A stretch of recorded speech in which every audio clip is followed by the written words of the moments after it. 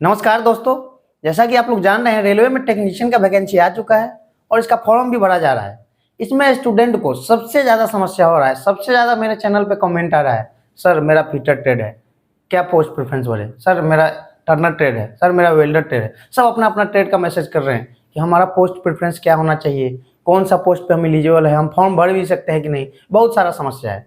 तो इसी कड़ी में हम सभी ट्रेड का एक एक करके हम वीडियो बना रहे हैं और इसमें बता रहे हैं पोस्ट प्रेफरेंस, आपको प्रेफरेंस कैसे देना है, ऊपर किसको रखना है, एक पे किसको रखना है, 2 नंबर पर किसको रखना है, लास्ट में किसको रखना है, और साथ ही जिस पोस्ट के लिए आप एलिजिबल है उस पोस्ट में क्या क्या काम होता है ये भी बता रहे हैं। तो चलिए हम देखते हैं टर्नर ट्रेड जो ITI या एक्ट अपेंडिक्स टर्नर से किए हैं उनके लिए क्या है। तो टर्नर के लिए देखिए, नितेश बंदोल का कमेंट आया है, टर्नर का वीडियो किसी भी टीचर ने नहीं बनाया है, सर प्लीज़ टर्नर ट्रेड का वीडियो बना दीजिए। तो इनका रिक्वेस्ट है। एक है बिहारी बाबू, टर्नर का बेस्ट पोस्ट प्रेफरेंस क्या होना चाहिए।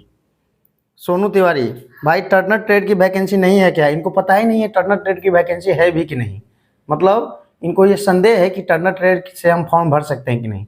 चलिए सब संदेह का समाधान हो जाएगा, बेस्ट पोस्ट प्रेफरेंस बताया जाएगा, उसके वर्क प्रोफाइल के बारे में बताया जाएगा। चलिए वीडियो में आगे बनने रहिए। पहला है हमारा 24 नंबर पोस्ट है machinist workshop, machinist workshop C1 medical standard है और 101 सीट है। ये है मेडिकल स्टैंडर्ड, ये है सीट, ठीक है। तो मैकेनिकल वर्कशॉप में टर्नर का काम है।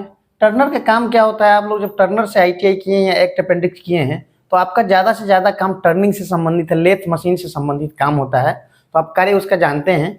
और दूसरा पोस्ट है mechanical production unit and workshop. तो मैकेनिकल का पोस्ट है, ये प्रोडक्शन यूनिट में भी हो सकता है और वर्कशॉप में भी हो सकता है, दोनों में से कहीं हो सकता है। इसका भी मेडिकल स्टैंडर्ड है C1 और इसका भी सीट है 319, तो मतलब इससे ज़्यादा इसमें सीट है और पोस्ट दोनों बढ़िया है, बहुत बढ़िया है, वर्क प्रोफाइल बढ़िया है, इसमें वर्कलोड भी ज़्यादा नहीं है, छुट्टी का कोई दिक्कत नहीं है, गर्ल के लिए भी बेस्ट है, तो बहुत बढ़िया पोस्ट है, बस सीट कम है। तो आपको सबसे ज़्यादा ध्यान क्या रखना है इसमें, देखिए कलर विजन वाले भी भर सकते हैं, इसमें ध्यान क्या रखना है आप लोग को, सबसे ज़्यादा ध्यान ये रखना है 101 और 319, मतलब टोटल 420 सीट है। 420 सीट कितने में, 6238 में, 6238 में 420 सीट है मात्र, तो ये कितने टोटल जोन का हो गया, किसी एक जोन में तो है नहीं। तो आपको सभी जोन का लिस्ट बनाना है, सभी जोन का लिस्ट बनाना है, जैसे NR, ACR, NCR, ठीक है, NER, ECR, ऐसे लिस्ट बनाना है। और इधर लिख देना है 24 नंबर, इधर लिख देना है 25 नंबर, और सभी में देखना है इसमें 0 सीट है, इसमें 3 सीट है, ये हम अंदाजा से लिख रहे हैं, यहाँ 6 सीट है, यहाँ 11 सीट है, ऐसे आपको सभी जोन का लिस्ट बनाना है।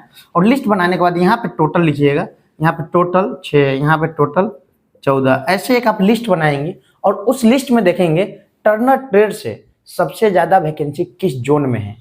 टोटल वैकेंसी से आपको मतलब नहीं है, मान लीजिए किसी जोन में टोटल वैकेंसी ज़्यादा है लेकिन आपके ट्रेड से नहीं है, तो आपके लिए तो वो गड़बड़ है।